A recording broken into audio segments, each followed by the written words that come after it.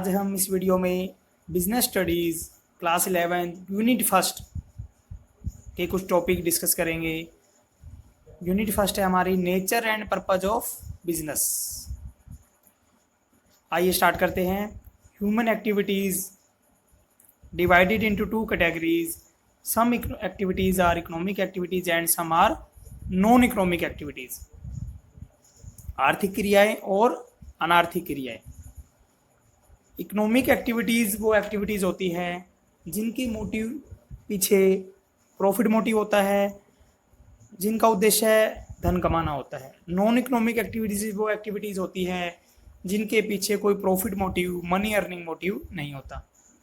Economic activities को 3 parts में divide किया गया है: business, profession and employment.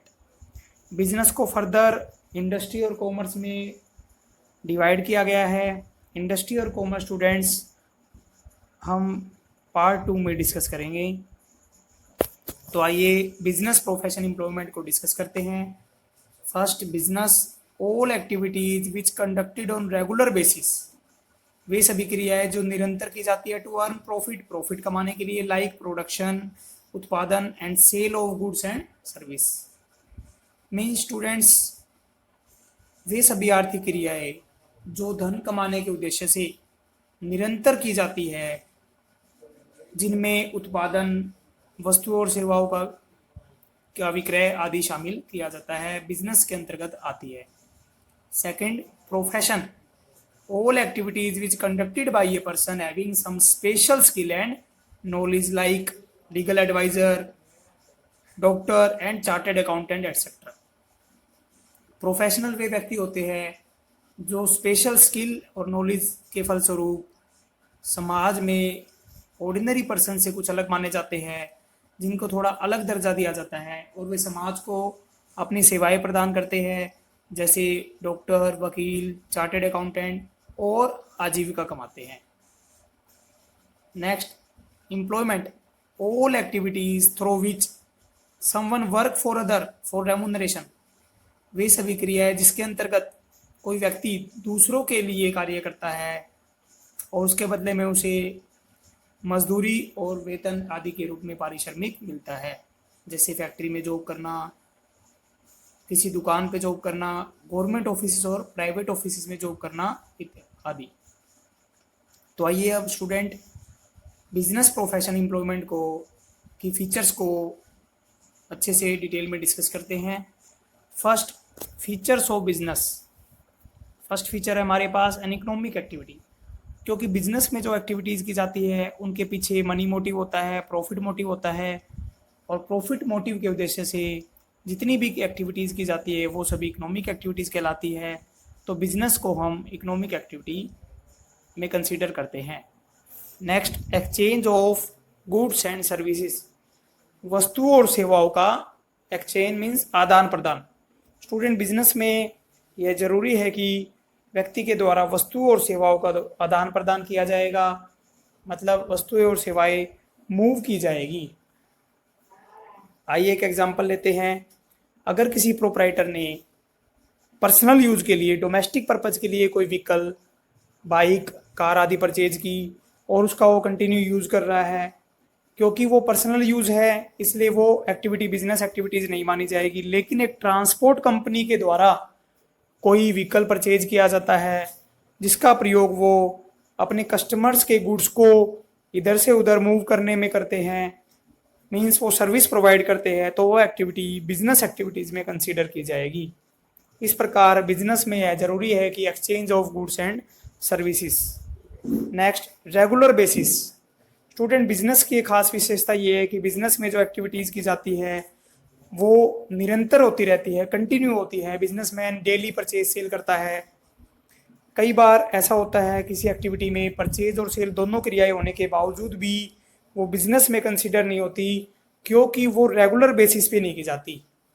For example, किसी व्यक्ति ने अपना पुराना स्कूटर बेचकर कोई बाइक परचेज की पर्सनल यूज़ के लिए, तो वो परचेज और सेल होने के बावजूद भी बिजनेस एक्टिविटी में नहीं आएगी, क्योंकि वो व्यक्ति है इस क्रिया को रेगुलर रिपीट नहीं करेगा। तो स्टूडेंट, बिजनेस में जो एक्टिविटीज़ आती है उनमें विशेषता पाई जाती है कि वो कंटिन्यूटी में होती है। Next, profit motive. Students, business में जितनी भी एक्टिविटीज़ की जाती है इसी उद्देश्य से करते हैं कि हमें कुछ ना कुछ रिवार्ड मिलेगा, प्रॉफिट मिलेगा।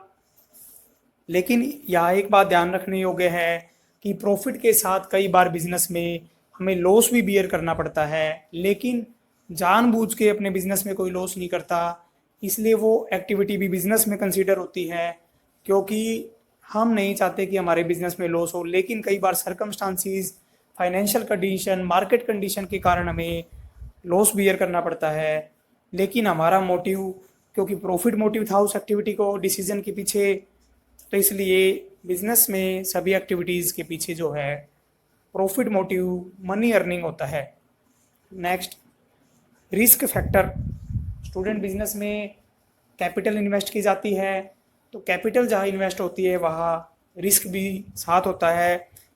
आपने सुना भी होगा, सुख और दुख, हेड और टेल, जिस प्रकार साथ साथ चलते हैं उसी प्रकार बिजनेस में भी रिस्क जो है साथ साथ बना रहता है। बिजनेस में भी अच्छे दिन आते हैं और बुरे दिन आते हैं, और यह भी कहा जाता है कि मोर रिस्क मोर प्रॉफिट। जितना बिजनेसमैन रिस्क उठाएगा उसे उतने रिवार्ड के चांसेस होते हैं, और जितना रिस्क कम लेगा उतने रिवार्ड के चांसेस कम होते हैं। बिजनेस में अगर ज़्यादा कैपिटल लगी है तो ज़्यादा प्रॉफिट के चांसेस होते हैं, तो रिस्क भी ज़्यादा होता है, और जहाँ कैपिटल कम होती है वहाँ रिस्क के चांसेस भी कम होते हैं। रिस्क कम होता है, लेकिन हर बिजनेस में रिस्क फैक्टर एलिमेंट ज़रूर होता है। थोड़ा या ज़्यादा इसकी मात्रा कई चीज़ों पर डिपेंड करती है। Next, creation of utility. Students, इस पॉइंट को ध्यान से समझेंगे, थोड़ा सा टेक्निकल पॉइंट है। इस पॉइंट का मतलब है उपयोगिता का सृजन। बिजनेस में 4 प्रकार से हम प्रोडक्ट को एनहांस करते हैं, उसकी यूटिलिटी को इंक्रीज करते हैं। प्लेस यूटिलिटी, स्थान उपयोगिता, टाइम यूटिलिटी, समय उपयोगिता, ओनरशिप यूटिलिटी, स्वामित्व उपयोगिता, एंड फॉर्म यूटिलिटी मीन्स रूप उपयोगिता। तो आइए वन बाय वन इनको डिस्कस करते हैं। Place utility. स्टूडेंट्स, कई बार किसी प्रोडक्ट की एक जगह पे यूटिलिटी कम होती है, लेकिन उसको दूसरी जगह ट्रांसफ़र करके जहाँ पे वो प्रोडक्ट नहीं है अवेलेबल या शॉर्टेज है, तो उसकी यूटिलिटी को बढ़ाया जा सकता है। टाइम यूटिलिटी, बहुत से प्रोडक्ट ऐसे होते हैं स्टूडेंट जिनको वेयर हाउसेज में कुछ समय तक रोक कर रखना पड़ता है, और जैसे ही वो तैयार हो जाते हैं तो उनकी यूटिलिटी अपने आप बढ़ जाती है और उनको मार्केट में बेचने के लिए निकाल दिया जाता है। ओनरशिप यूटिलिटी, किसी प्रोडक्ट की एक व्यक्ति के लिए यूटिलिटी कम होती है तो वही उसी प्रोडक्ट की दूसरे व्यक्ति के लिए यूटिलिटी ज़्यादा हो सकती है, और उस प्रोडक्ट को सेल करके हम उसकी यूटिलिटी को बढ़ा पाते हैं, क्योंकि इसमें ओनरशिप ट्रांसफ़र हो जाती है। फॉर्म यूटिलिटी, प्रोडक्ट का साइज़, कलर, डिज़ाइन, पैकिंग आदि चेंज करके, जैसे रॉ मटेरियल को फिनिश गुड्स में कन्वर्ट कर दिया। रॉ मटेरियल की यूटिलिटी हमारे लिए कुछ भी नहीं होती, और जबकि फिनिश प्रोडक्ट्स की यूटिलिटी सबके लिए होती है। तो स्टूडेंट, इस प्रकार place, time, ownership and form utility के द्वारा प्रोडक्ट को ज़्यादा उपयोगी बनाया जाता है। बिजनेस की एक मुख्य विशेषता है। लास्ट फीचर है कंज्यूमर सेटिस्फेक्शन। स्टूडेंट्स, आज का टाइम कंज्यूमर का टाइम है। Consumer are like God. आपने सुना भी होगा, ग्राहक भगवान के समान है। कंज्यूमर सेटिस्फेक्शन आज के टाइम में मस्ट है। जिस बिजनेस को लॉन्ग टर्म सर्वाइव करना है तो उसे अपने कंज्यूमर्स को सेटिस्फाई रखना होगा। कंज्यूमर की नीड के अकॉर्डिंग प्रोडक्ट बनाने होंगे या बेचने होंगे। अगर सर्विस प्रोवाइड करनी है तो उसे proper time to time service देनी होगी। इस प्रकार जिस बिजनेस के कस्टमर सेटिस्फाई है वो बिजनेस फ्यूचर में ज़्यादा ग्रोथ करेगा। तो आइए अब प्रोफेशन की फीचर डिस्कस करते हैं।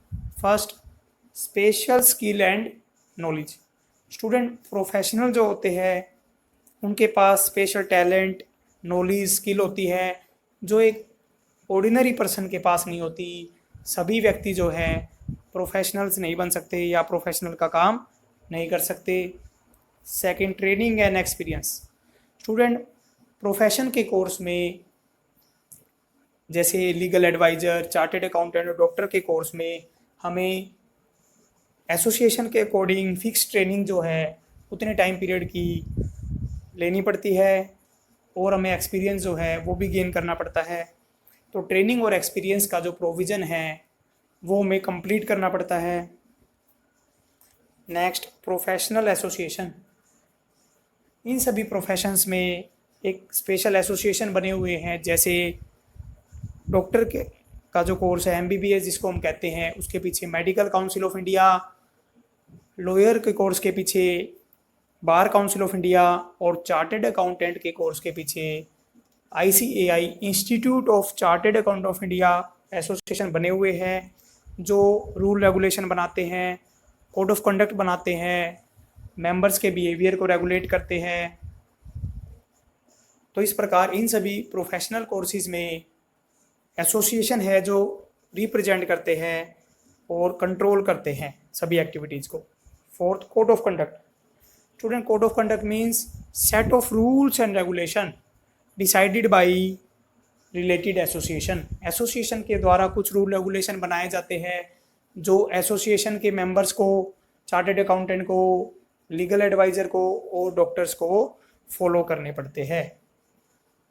जैसे आप सभी जानते हैं, सभी जितने भी वकील होते हैं उसमें एक ड्रेस कोड है यूनिक, वो सभी लॉयर्स को ड्रेस कोड जो है फॉलो करना पड़ता है। इस प्रकार डॉक्टर्स में भी ड्रेस कोड है।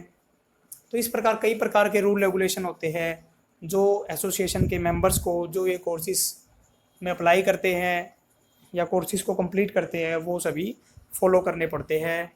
और कोड ऑफ कंडक्ट इसलिए भी ज़रूरी है ताकि प्रोफेशनल्स अपने कोर्स को पूरी ईमानदारी और सत्यनिष्ठा के साथ करे और समाज को अपनी सेवाएं प्रदान करे।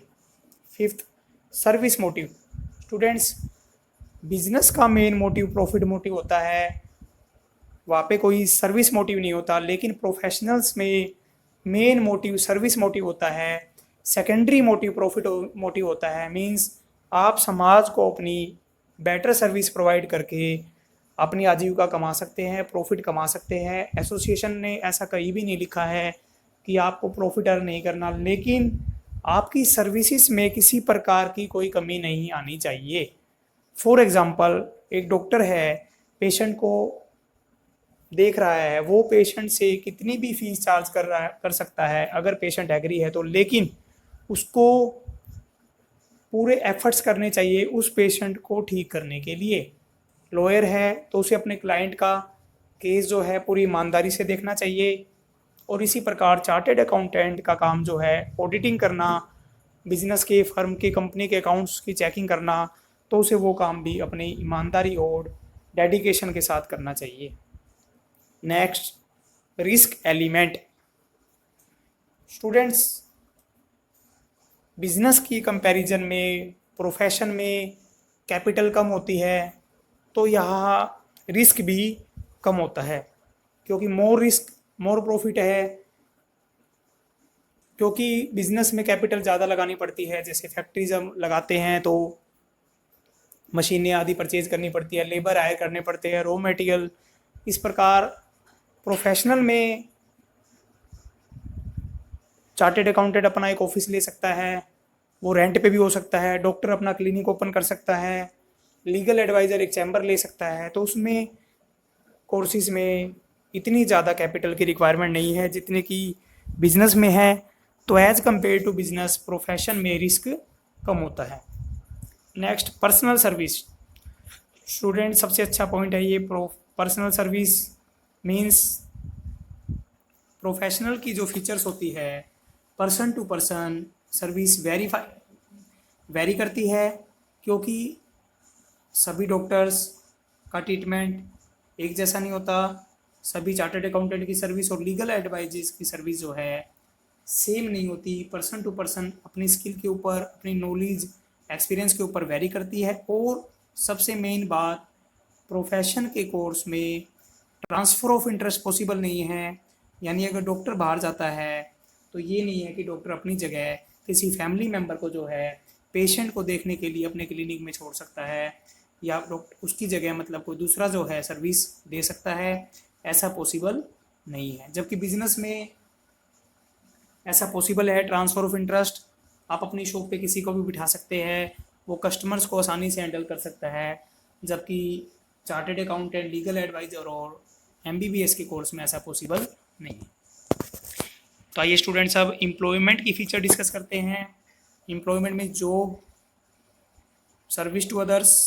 फर्स्ट पॉइंट, एम्प्लॉयमेंट की सबसे मुख्य विशेषता है कि आप दूसरों के लिए काम करते हैं, आप अपना टाइम, सर्विसेज जो है दूसरों को फिक्स रेमुनरेशन, वेजेस और सैलरी के अगेंस्ट बेच देते हैं। Second, personal service like profession, इसमें भी पॉसिबल नहीं है कि आप अपनी जगह किसी दूसरे व्यक्ति को भेज सके। किसी दिन अगर आपको छुट्टी लेनी है, आप जॉब पे नहीं जा सकते, आप बीमार है, आप आउट ऑफ स्टेशन है, तो ये नहीं है कि दूसरा व्यक्ति, कोई फैमिली मेम्बर या आपका दोस्त पड़ोसी कोई आपकी जगह जॉब पे जा सके। Next, agreement.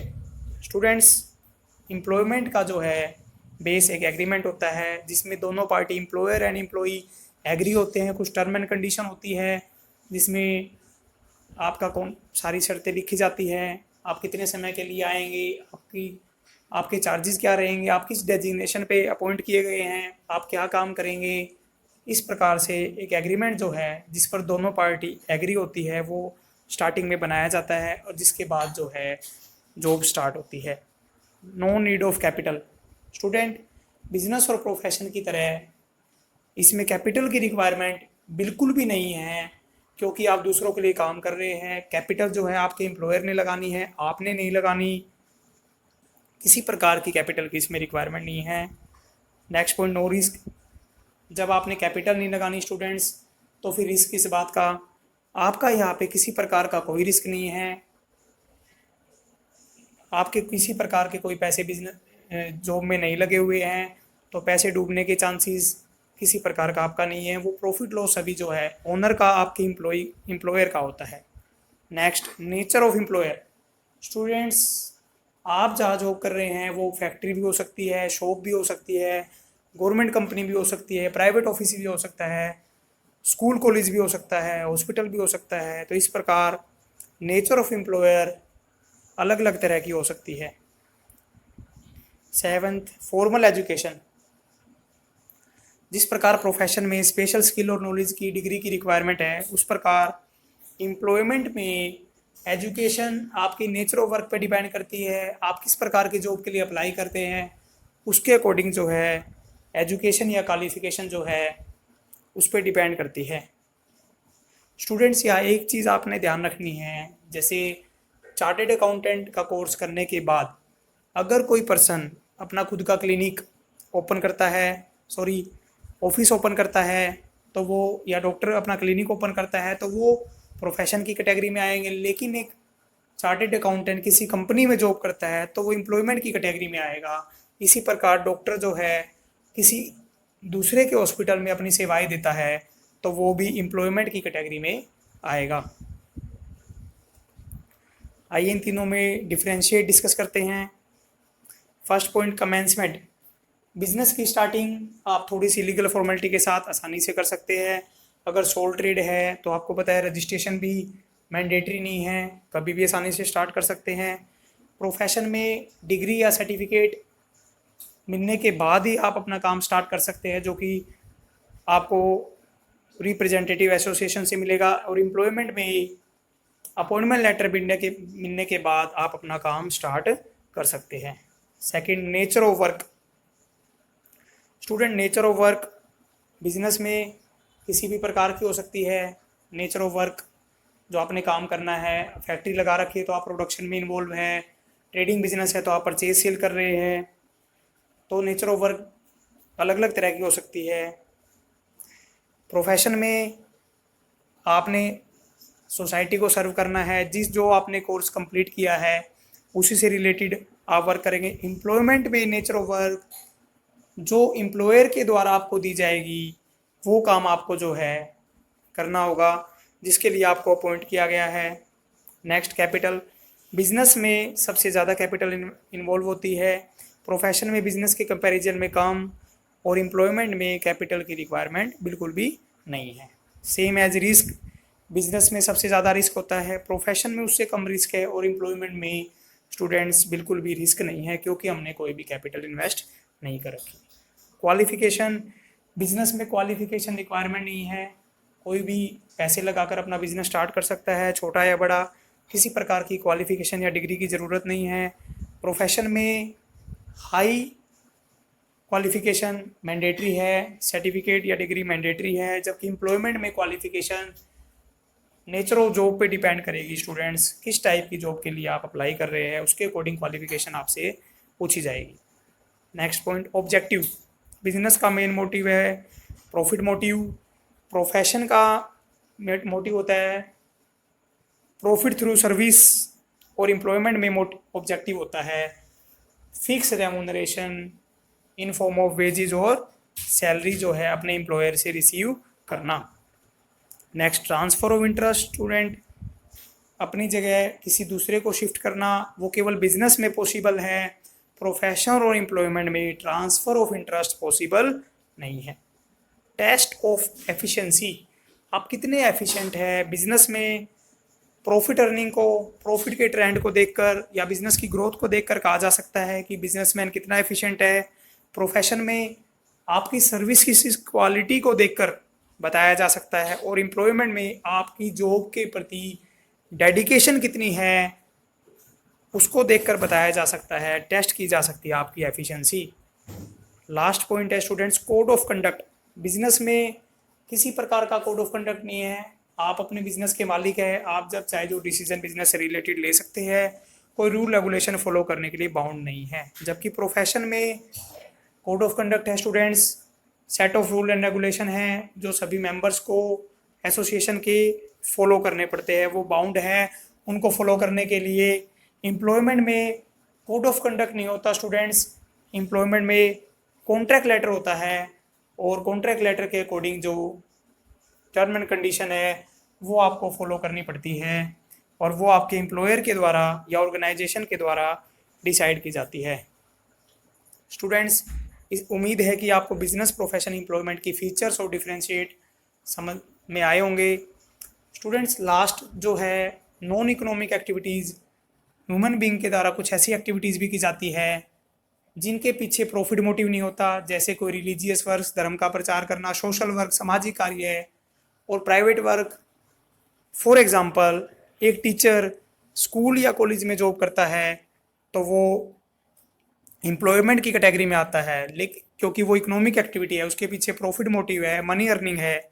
लेकिन जब वो घर पे अपने बच्चों को पढ़ाता है, बच्चों को होमवर्क करवाता है, तो उसके पीछे कोई प्रॉफिट मोटिव नहीं है, तो वो नॉन इकोनॉमिक एक्टिविटीज़ में कंसीडर किया जाता है। Okay students, remaining topics video के पार्ट 2 में हम डिस्कस करेंगे। Thank you very much, stay home, stay safe.